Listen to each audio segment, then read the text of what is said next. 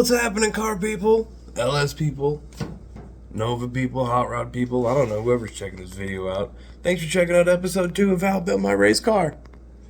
Anyways, in this one, we're going to be making a roller out of this thing. Going to build the rear end.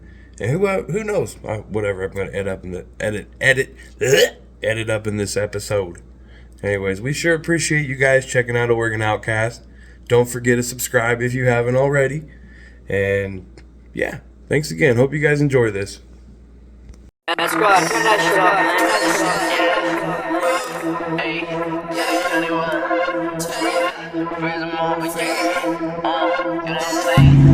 shit now, PSAK.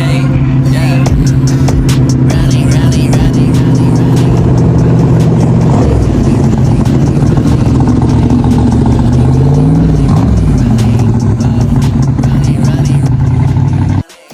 Alright, where we picked up last week.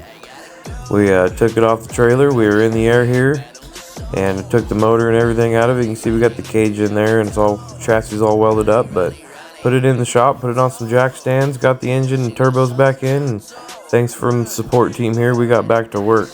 This ain't too extravagant of a build here. We just got some eBay headers, some GT45 turbos, and I didn't really want to do the engine too far back or nothing extravagant. Wanted to keep the stock firewall and stock location of that whole deal, but I learned real quick I couldn't do the turbos like this or mount them down because of the lubrication factor, so they ended up going in the front, just like they're kind of presented here.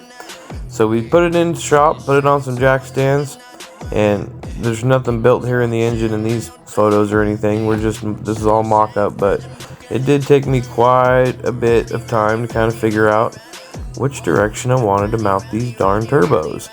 And kind of got a visualization in my mind of where the intercooler was going to go, and there was a stint here where I did run the whole radiator and everything in the back, but I finally made a decision and we ended up putting the intercooler up front, getting the turbos all mounted the direction I wanted. Ended up finalizing the radiator up front too in the end, and yeah, we went on it. So I will apologize for the kind of funky footage here, but this was all taken 5 years ago, and basically it wasn't taken horizontally, so we had to edit it up like this. But this is just some raw footage when I first got it off the trailer and put it into the shop. You can see I just got the turbos just directly mounted to the headers here. It's not the final way we did it by any means, but figured you guys might find it kind of interesting to see some actual raw footage of this thing rather than just some photo clips here and there. But you can see our chassis work we finalized from last week. Cage is all in it. I do got the 4L80 chilling in there right now, but I ended up going with the power glide in the thing. I'll show you guys a picture of that later, but you can see our whole rear end chassis build we got there, and the 4-link bars are in, and shock mounts are in at this point. Seat mounts are in at this point too, or at least the driver one. Shoot, the passenger one still isn't in it, just sitting in there. But we're going to move over to the rear end of the thing here, and I'm going to shut up on the voiceover and let you guys hear me talk about it actually and what we did here and how we kind of had a mess up. So we'll talk about that right now. Center section and the axle at the same time, and we got a measurement mixed up. Long story short, we're 1 inch off on these, so they're only sitting in this area of the differential,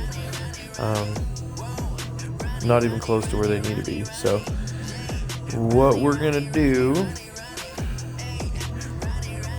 we're gonna cut 1 inch off here, same thing on here, and since we welded these on once already, these flange ends, we're gonna get new ones, weld them in.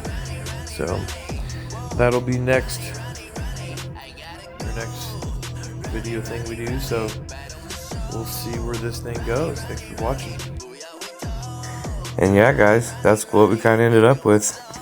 My version of a Fab 9-inch rear end, and that's when it's sitting in the car, basically. We could clear 18.5-inch wide tires, 31-inch tall, and this is all footage before all the paneling was in or the tubs are in or anything, but yeah, it can fit a 18-inch wide tire on this bad boy if anybody has questions about that. So we probably fit a 32 or a 33 on it, honestly, but 18 is definitely about the widest you'd go.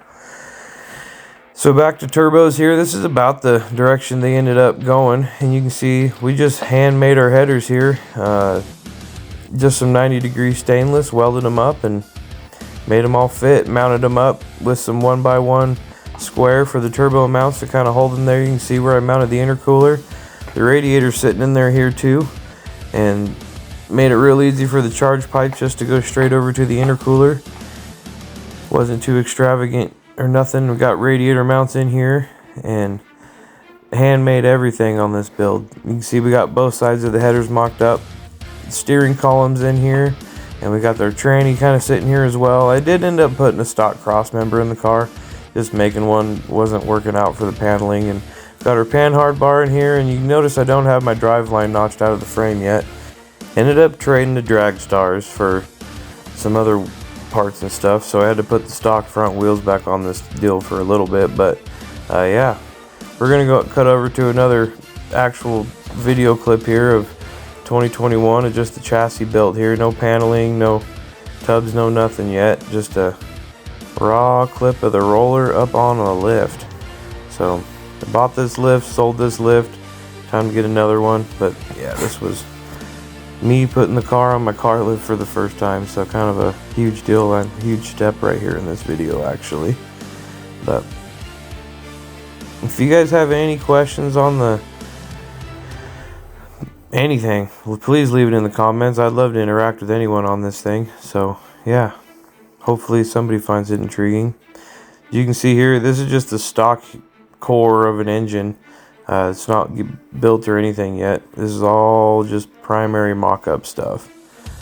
No shocks in the front, brakes, no brake lines, no gas lines, nothing. So, but this is all chassis, and it's all hand done in-house, except for the Heights front end. That Heights front end I did buy and bolt on. So now it's time to build the engine. And yes, we did pull it out of a junkyard or bought it from a doo-doo. Got it from junkyard. Crate wasn't too bad or nothing when we got it. It definitely was all sludged out like every LS I've torn apart. So I looked to me like this thing spun a cam bearing. Did have a spun cam bearing, so I stripped it completely down. And it was actually my first LS build I've ever done by myself, so I was pretty impressed with it. But I was just taking pictures of caps and stuff here, so I figured it'd make good footage. But had the block all went through. We bored it over 20 over actually, because that was just minimal to give us more meat left later on, basically. And if anybody's got questions on the engine and what's in it, put it down in the comments. But I didn't get very much footage of me actually building the engine, but I did build it completely myself. And like I said, if anybody's got questions on details of her or about it, ask me. That's the power glide I ended up getting for it, and it's got some cool stuff in it too. Once again, if you want to know about it, let me know. And we mocked up the charge pipes here. We got the oil drain lines on that clip. Funny deal about the charge pipes is the first time I took it to the track, they ended up blowing off.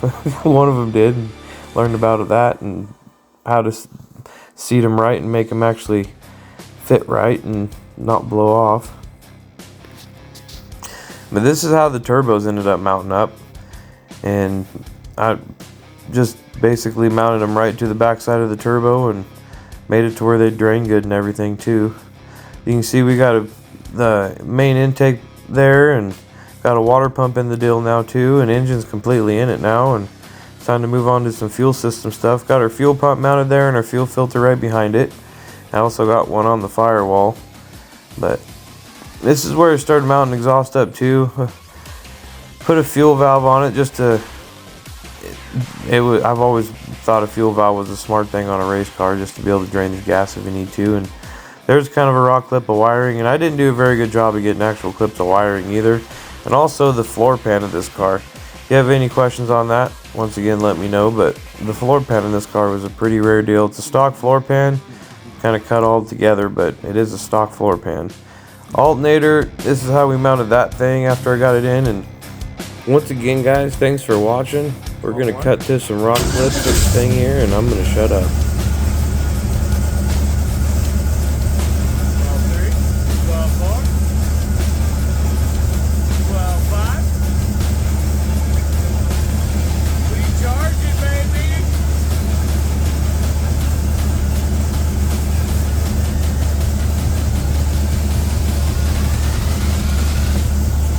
Oh, come on.